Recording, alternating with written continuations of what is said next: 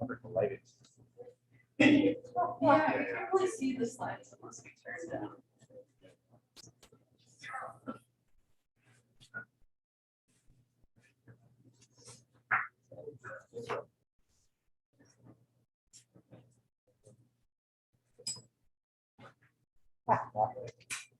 Do you guys like my hat?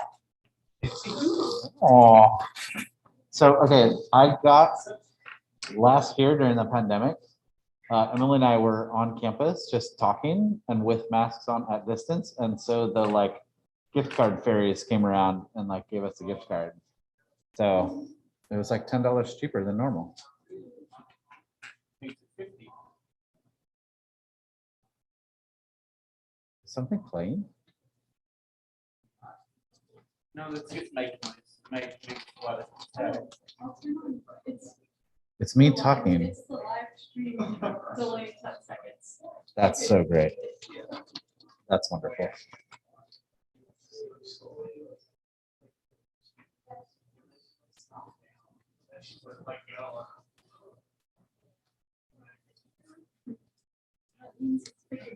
That's great. Yeah. Wonderful.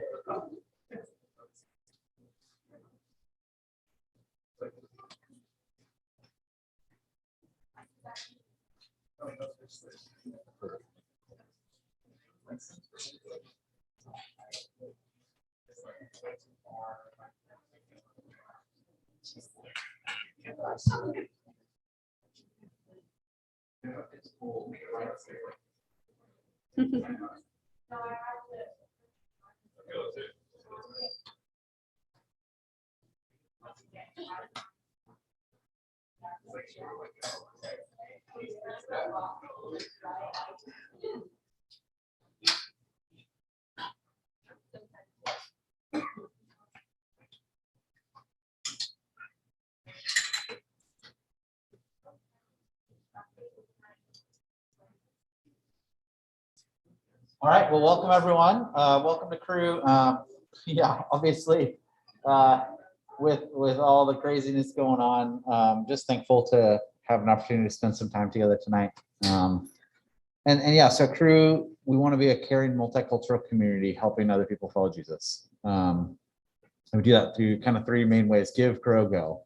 So we want to really give other people opportunity to hear about Jesus. We want to grow in our faith, and then we want to go kind of as students and when you graduate to take the gospel to other places. And so I'm going to pray, and then we'll dive into some worship. God,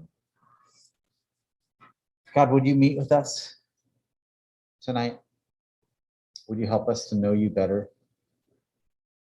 God, would you help us to lay down our lives before you and speak? God, I thank you for these friends. God, that we can be here and be in your presence and in one another's presence as well. God, I pray for our friends that are not here, that are either back home or just uncomfortable coming or different things, God, that you would meet with them. And God, I pray for the day that we'd be able to be back together and be with the other people that we've had. So God, meet with us and help us to thrive in these times by your strength. Amen.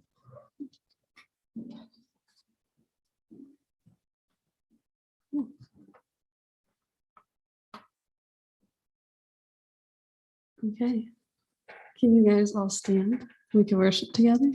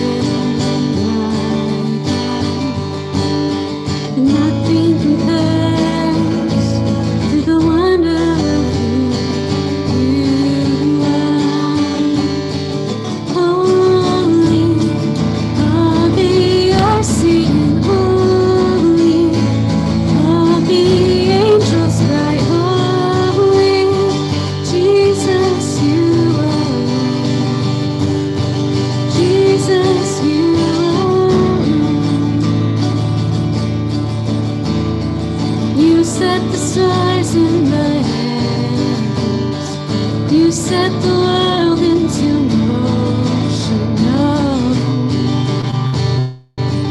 Jesus, you are. You breathed your life in creation. You walked among your created world. Jesus, you are.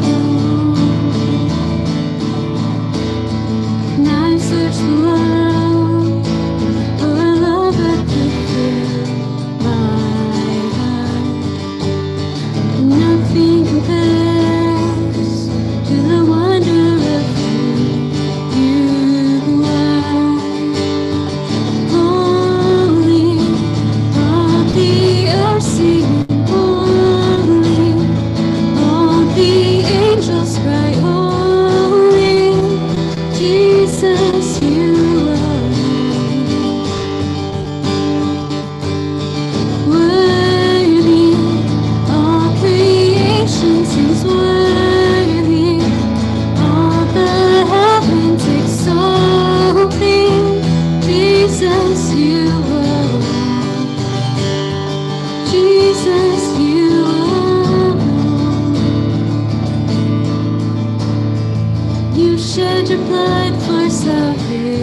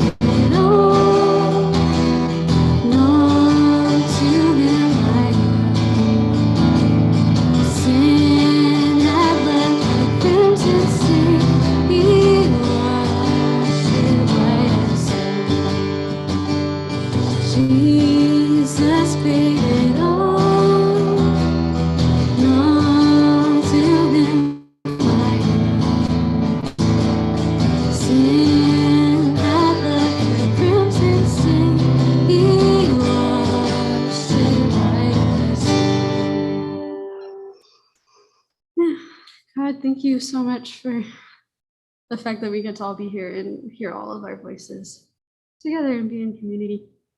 And I pray that you would bless this time and that you would give Jeremiah the words to say, so that way we can continue to get to know you more and love you. And yeah, realize just exactly how much you've done for us. In your name, amen.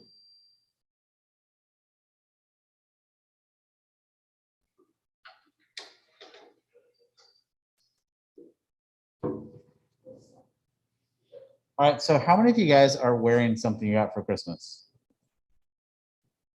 Okay, what things are you wearing? Beanie, nice. What do you get, Mac? Watch. A watch. Okay. Shoes, sweet kicks, that's good. What do you get, Patrick? Shirt. Okay, I got a belt, and this is a great belt because it can like click like just a tiny little amount, right? Because you know, like belts, you're like, dude, I don't know if I want to tighten it like an inch, but this is like, listen to it. You know, then you like loosen it up. You're like, ooh, I just had a bit of a big meal. Like, just loosen it up a click. You know, it's like, oh, I'm feeling like thinner right now. I'm like, tighten it up. Oh, it's great. So, you know, belt. I'm trying to remember what it's called, but it's like, yeah, the Mission belt. So, if you want a good belt, Mission belt. Yeah, I expect to get paid for that Mission belt. So, yeah. So, yeah, that has nothing to do with anything, but just that like things are just cool, right? When you get a new thing that's cool, you're like, hey man, how come it took that long to like redesign belts to be a little bit more helpful than your, you know, inch click belt? Right, this is Crew, and we have some different announcements. So we have still kind of weekly stuff going on. So our community groups are still happening, and each different community group is, you're just gonna have to stay connected to figure out like digital or live or what it is. And so people that are watching online, hopefully some of them are live, some of them are on Zoom. And then different ones are doing different things for MLK, right? So next Monday, in case you didn't know, have out off school. So that's a blessing. We'll still have a lot of our community groups with some different stuff. So we also have, we're starting prayer on Fridays. So Fridays at noon, if you have available, just to be able to spend some time praying. Praying for one another, praying with one another, praying for your friends. And if you have prayer requests but you can't come, go ahead and feel free to text me or DM me on the Discord. We'll be checking that because we really want to lift up each other to God.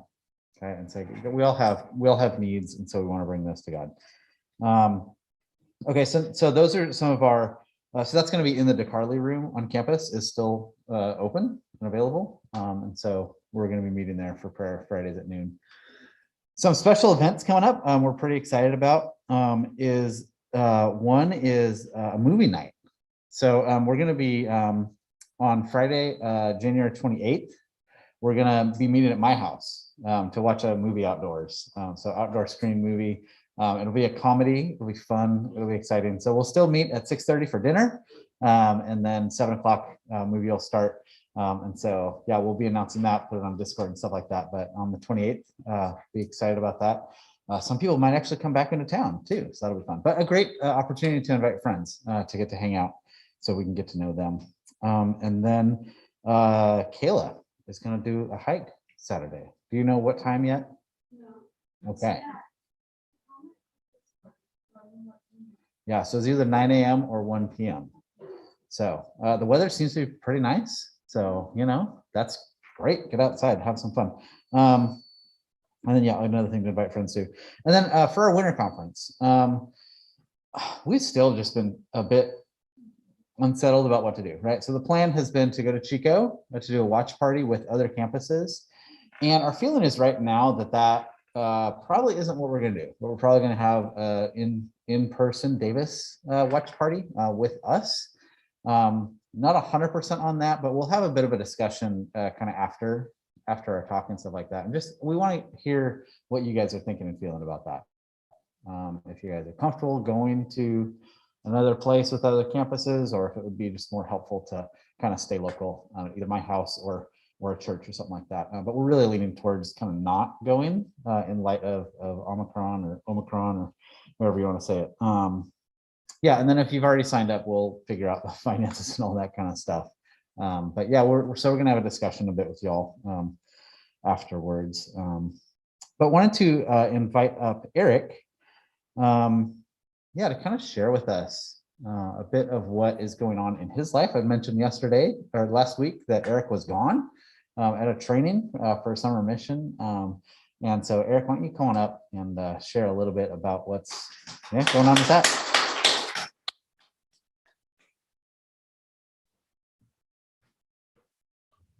Like super short. No shots fired. I'm sorry.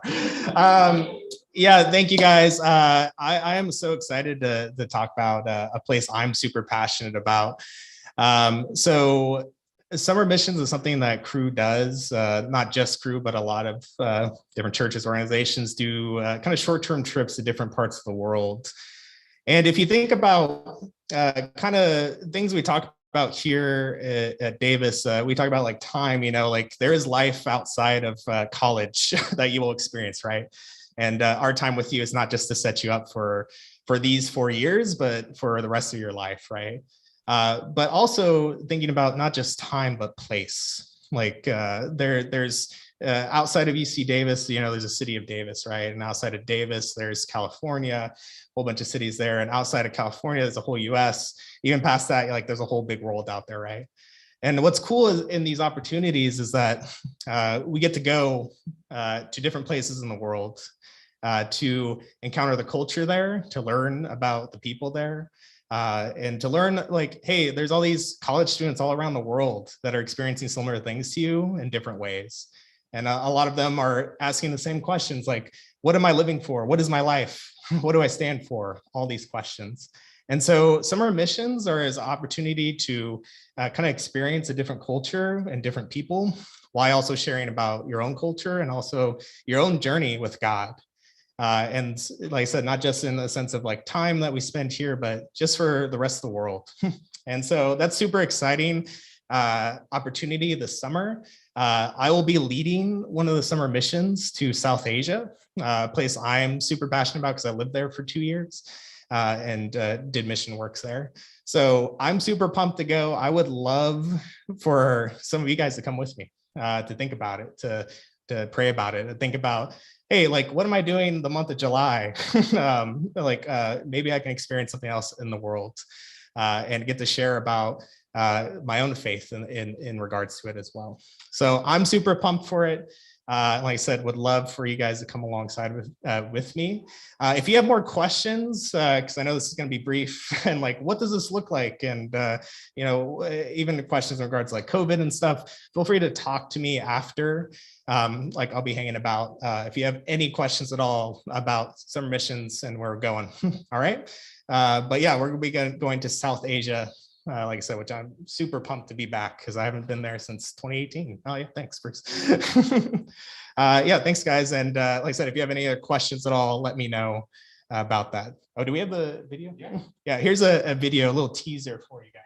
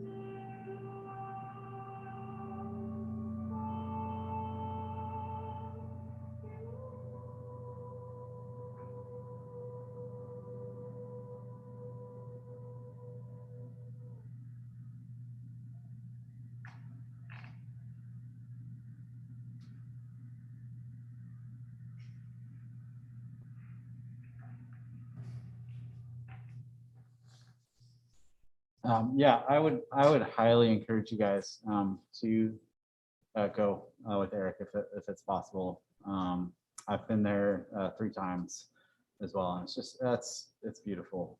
So yeah, I'm just so thankful that we get to the opportunity to go and spread the love of God and what He's done in our lives around the world. So let me start. So sometimes we just need someone who gets us, right? Who just understands us, the kind of person we can be completely honest with, someone we can either talk really well with or just kind of sit silently with, right?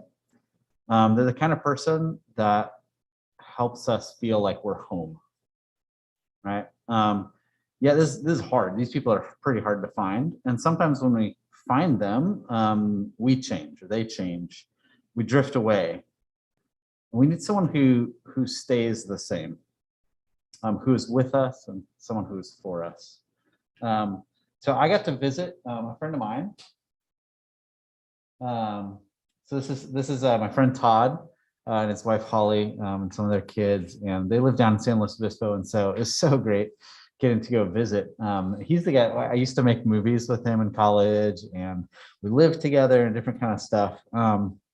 We haven't seen or talked for about 18 months, but it's just one of those like sit down, have some coffee, and they're just like boom, 2 hours, really easy to fill that conversation, right?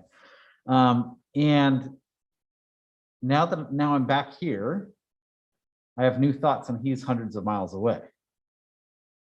And back here in Davis, I'm still in this process of developing relationships that hopefully will someday come anywhere close to that, and not knowing what will happen, and sometimes feeling pretty unsettled, sometimes feeling pretty lonely.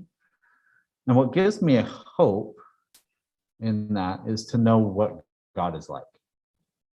And specifically, what gives me hope is Jesus. So we've been asking the question, like, what is God like? And last week we answered saying He is Father, right?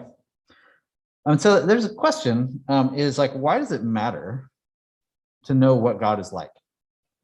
Okay. And first is that we all have eternity in our hearts. Okay. We all know that we're created for something greater and more than this life, right? We're made for something greater than eating, right? We're made for something greater than working. We're made for something greater than relationships. We're made for something greater than getting married and having a family. Those are all great, but they still can actually leave us pretty empty, right? If that's what the world has and that's it, then it's like, that's just not enough, right? Because we have eternity in our hearts and we're meant to connect to something greater. So it matters what God is like because of how we are created. Okay, it matters what God is like because life is both a gift and a test. We don't deserve to be alive. We don't deserve all the good that we have in life. That's a gift. And like any gift, the heart of it comes out of the person who gave it, right? And so it's like, man, if we view life as a gift, then to know the giver is more important than having the gift itself. Like, I like the belt. I like the person who gave it more, right? And the person who gave it actually gives the belt more meaning. Anyway, but it's also a test. It's a test because the one who made us alive and made us on purpose and made us for purpose. And if you don't discover the purpose of life, you can waste it, right? So it's like, man, we actually should know what God is like if he made us and he has a design for it. Then if we don't know him, then we realize, man, actually you can waste your life. And so knowing God is super important. We need to know God. We need to know what God is like because we need to know that our lives matter. And we need to know what God is like because we need to know that we're loved. Okay. And so how has God made himself known? Okay. So there's this idea called general revelation. Okay. And Romans 1:20 says that since the creation of the world, God's invisible qualities, his eternal power and his design nature have been clearly seen, being understood by what has been made. Okay, so people are without excuse. Everyone should have some sense of like, wow, you look around and God has revealed himself through what he has made. So how do we know what God is like? We look around. And we can actually see things and notice things. And so even like, if you're able to go on the hike tomorrow or get out in creation another time, I would really recommend doing this. Just stop and say, what is God communicating by what's around me? Who is God like based on what I am seeing? And there's a certain amount of knowledge we can have because of creation, right? But there's also special revelation. Okay, this is God speaking in a more specific way about himself, about the world, about humans, about the purpose to life, about brokenness, about his plan. So special revelation can happen through dreams and vision, but much more common is through his word, the Bible. So there's this crazy verse in Hebrews 1, verses 1 and 2. So I kind of rephrased this because it just has language that isn't super helpful sometimes. So I just rephrased it a little bit like this. Long ago, in many times and in diverse ways, God spoke to our ancestors through the prophets. But in this age, he has spoken to us by his Son, whom he has appointed heir of all things and through whom God created the world. This Son is the radiance of the glory of God and the exact imprint of his nature. And he upholds the universe by the word of his power. So this is the claim that the Bible makes. If you want to know God, look at Jesus. Jesus says the same thing. If you have seen me, you have seen the Father. So if you want to know God, we have to say, well, what is Jesus like? Okay. So tonight we're going to look at Jesus, and as I was thinking about this, there's just so many ways you could go. And honestly, we could do every single meeting for the rest of the year about an aspect of who is Jesus, and we would get nowhere close to exhausting all of it at all. Okay. But we're going to look at one passage and see these three ways that Jesus presents himself in this passage: as our captain, as our priest, and as our brother. Okay, so captain, priest, and brother. So let me pray, and then we'll look at this passage together. Jesus, I want to know you better. I want all of us to know you better. God, we want to know you. God, I'm convinced that if we have a correct view of you, then so much of life will just come into focus and be better. God, so speak through your word and speak through me tonight. Amen. So Hebrews. Okay.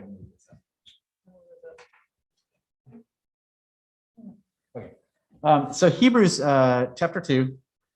Is that on there? No, there we go. All right, so Hebrews chapter 2, verse 14 through 18. So Hebrews is this like super dense book. It's written to Jewish Christians. So it's packed full of Old Testament references, either quotes or just references. And so it's one of the harder books to understand. And it's super funny because my freshman year, I started walking with Jesus and I got plopped into an upperclassman Bible study. And they were like studying Romans, which is a pretty hard book to understand. And I was mostly lost most of the time. And then the staff person left to go overseas. And then I jumped into another, like two studies merged, and we started studying Hebrews. And I was just like, dude, I have no idea what's happening. So it's super funny. If you know anything about Hebrews, like, dude, brand new, no idea what's going on. It was so funny. But I loved that Bible study because of the men there. So anyway, Hebrews chapter 2 says this: since therefore the children share in flesh and blood, He himself likewise partook of the same things, that through death he might destroy the one who has had the power of death, that is, the devil, and deliver those who through fear of death were subject to lifelong slavery. For surely it was not the angels that he helps, but he helps the offspring of Abraham.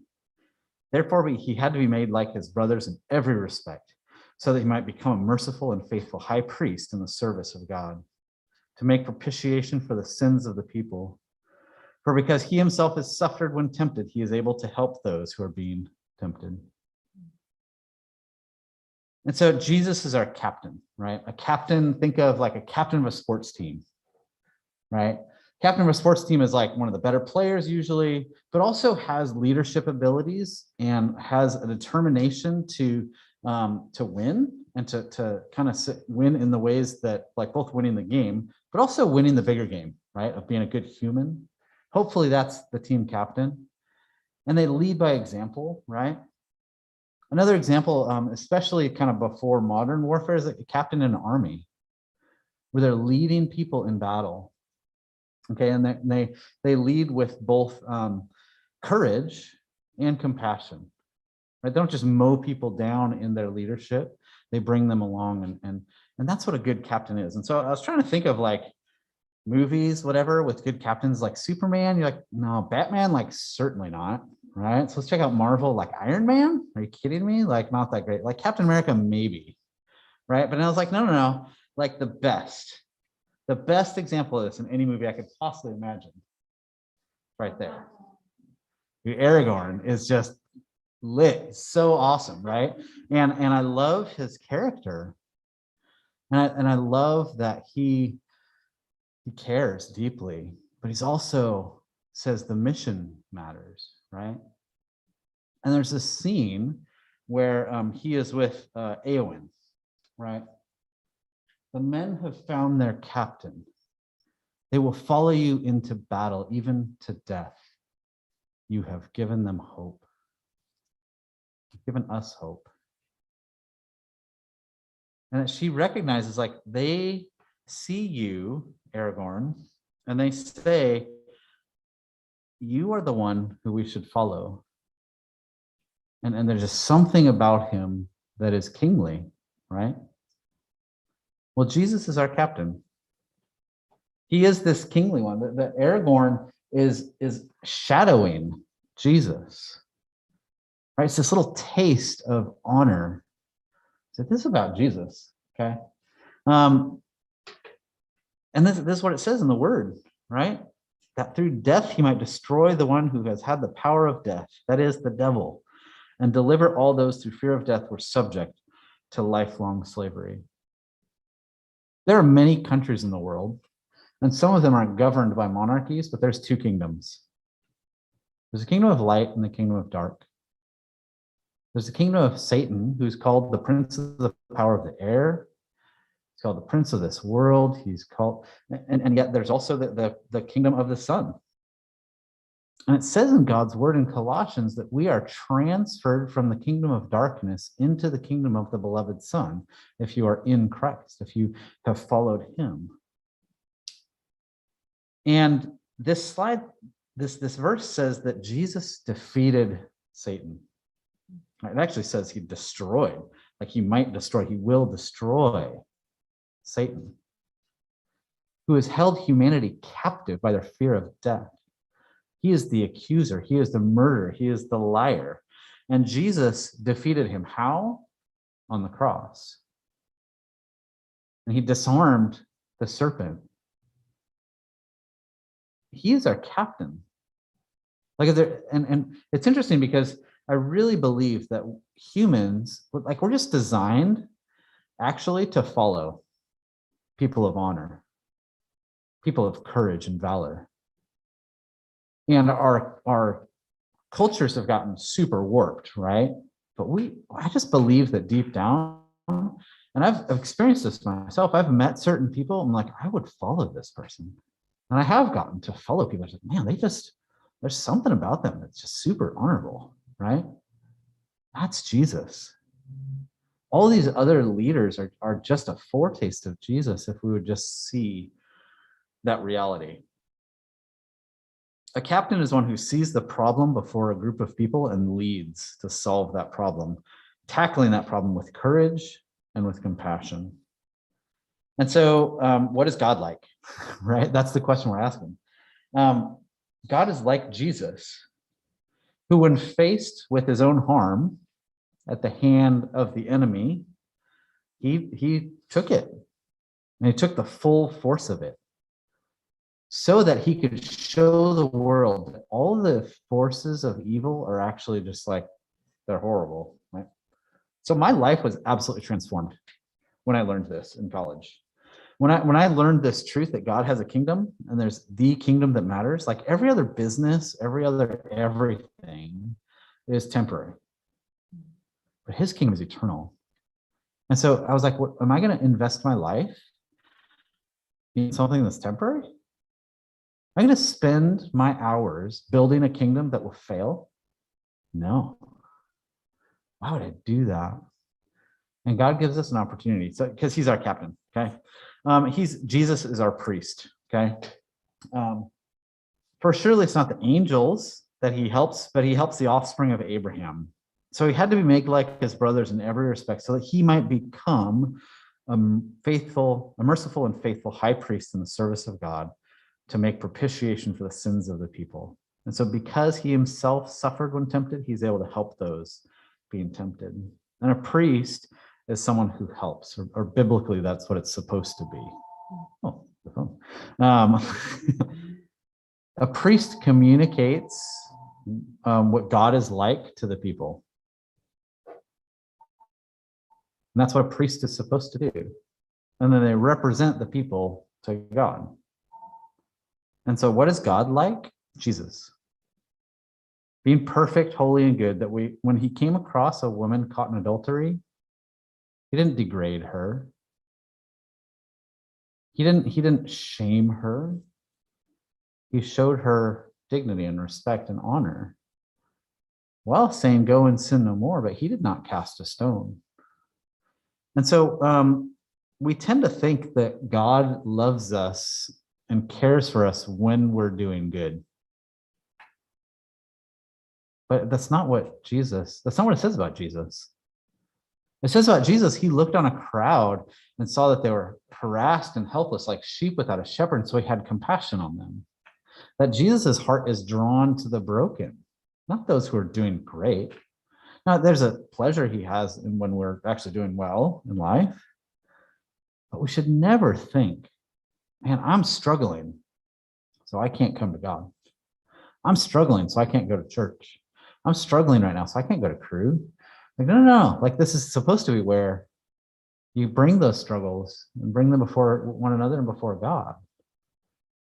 He is a merciful high priest. And honestly, Jesus cares for the outcast. And there's a lot of my life when I feel like I'm the outsider. When I feel like, man, everybody else is kind of the cool kids. And that's not me. I wish that I could be like the cool kids. All the cool kids, they seem to fit in. Thanks, Kayla. And how will Jesus treat me when I'm like that? How will he treat you? I know I'm a sinner and I feel like an outcast. And yet that Jesus looks and says, man, I that's who I want to draw near to. He knows our struggle. And so he never faulted. So it's interesting because we can think, well, Jesus, does he really understand? And does he really understand temptation if he never failed? Because it says in the Bible, he never sinned, never failed, never gave in. It's like, well, can he really understand? And C.S. Lewis has this amazing logic, this amazing quote, okay? No man knows how bad he is until he has tried very hard to be good. A silly idea current that good people do not know what temptation means. That is an obvious lie. Only those who try to resist temptation know how strong it is. After all, you find out the strength of the German army by fighting against it, not by giving in. You find out the strength of the wind by trying to walk against it, not by laying down. A man who gives into temptation after 5 minutes simply does not know what it would have been like an hour later. That's why bad people, in one sense, know very little about badness. They have lived a sheltered life, always giving in. We never find out the strength of the evil impulse inside of us until we try to fight it. And Christ, because he is the only man who never yielded to temptation, is also the only man who knows the full of what temptation means, the only complete realist. Jesus knows the struggle better than we do. Better than we do. He knows the full force of temptation. So Jesus is the perfect priest who has the sympathy because he knows how hard it is to be human. He knows what it's like to be in a broken world. He knows how to deal with disappointment and loss and pain. And I think of things like, when did Jesus' dad die? It was before his public ministry at age 30. Sometime between 12 and 30, Jesus' dad died, most people would say. Did Jesus know what it was like to lose a friend? Oh, yeah. He knew what it was like to be betrayed by one, even to death. Did he know what it was like to have a friend die? Yeah, Lazarus. Like every pain that we experience, Jesus experienced. He knows, actually, what it's like. But he's not only our priest, he's also the sacrifice. That's what it means when it says, so that he might be a merciful and faithful high priest in the service of God to make propitiation for the sins of the people. Okay? This word propitiation is the sacrifice. A propitiation is a sacrifice that appeases the anger of God against sin so that relationship can be established. It's crazy. Jesus is not only our priest, he's also the sacrifice that the priest makes. That's Jesus. That's God. So we can't approach God by our own merit, but Jesus did for us. It is in God's nature to be holy, perfect, and pure, and in our holiness, we're destroyed by his goodness. Just like the sun, right? The sun is good. The sun gives life. That's like God's holiness. But if you approach the sun, if you're not like the sun, you get destroyed. You have to become like the sun to approach the sun, right? Does that make sense? I mean, it's kind of weird because, like, how do you get made like the sun? Well, you become on fire, I guess, and become, nuclear reactions and things like that. But theologically, we must be made holy in order to approach the holy God. And that is exactly what Jesus is doing for us on the cross. So he was forsaken and destroyed on the cross because that's what we deserve, right? And he died offering himself so that we could be right with God. He is our high priest. And he is our brother. He had to be made like his brothers in every respect. I don't know if you've ever thought about this, that he's got our back like an older brother is supposed to. Right? I don't know if some of you may not have a good older brother, but a good older brother would never let you get teased or bullied at elementary school. They would actually, like I tell my like I tell Judah, I'm like, if you ever hit a kid in anger in school, like I'm on you. Unless that kid is going after Leticia. Then honestly with me, it's kind of okay. If you're defending her, I'm kind of okay with it if you go after somebody. Now, obviously there's limits. But that's what a big brother should do, right? A big brother should come to your defense. A big brother should defend his sisters from creeps, right? I was like, yeah, like a big brother should walk you to your car at night, with very high situational awareness. That's a big brother. But a good brother is also one you can always talk to. When this were like brother, sister, it's like, yeah, like I praise God right now. I have a great relationship with my brothers. I can text them at any time and say, this is what I'm going through. This is what I'm struggling with. This is my sin areas. Can you pray with me? Can you help me? Jesus is our brother that we can be honest with. And my brothers, they're not going to judge. They're not going to judge me. I love it. It's amazing. And it's not always been like that with my brothers, but it is right now. And I'm just thankful. But it's also not just listening, it's also giving timely advice, right? Jesus is our brother. He is the brother that we all need. He's closer than we can imagine. Therefore, he had to be made like his brothers in every respect. So we're trying to look at who is God. When the second person of the Trinity, the eternal Son, took on humanity, God eternally took on humanity. So right now, seated at the right hand of the Father is a human, the Son, Jesus, who lived the life we couldn't live, who died the death we deserve, who rose again conquering death, and who ascended as king over all creation. And so what is God like? He is like Jesus, our captain, our priest, and our brother. So hopefully that's helpful for you to think about and have discussion about. Let's sing and then have great discussion about that.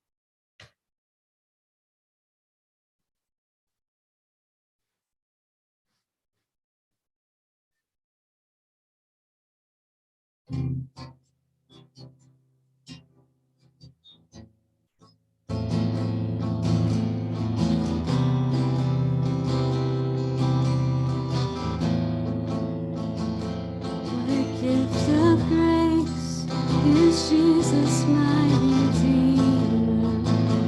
There is no one for heaven now to give. He is my joy, my righteousness and freedom, my steadfast love, my deep and boundless peace. To this I hope, my hope is only Jesus. For my life is wholly bound to His. Oh, how strange and divine, I can sing, all is mine, yet not I, but through Christ in me.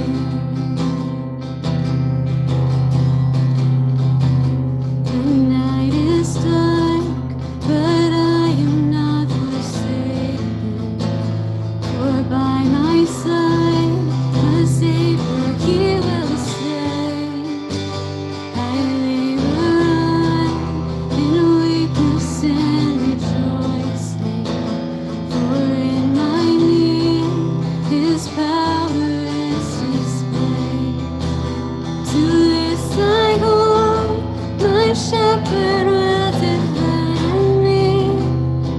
Through the deepest valley He will lead. Oh, the night has been good, and I shall overcome, yet not I, but through Christ in me.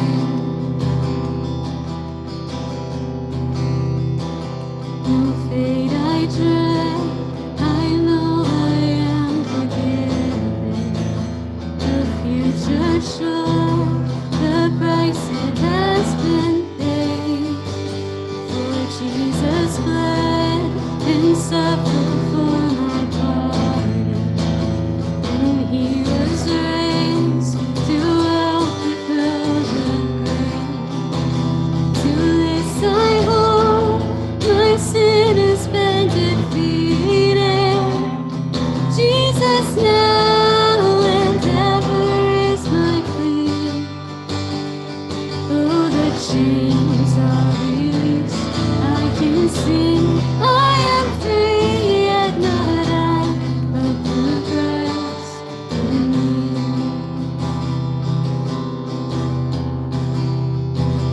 With every breath, I long to follow Jesus, for He has said that He will bring me home.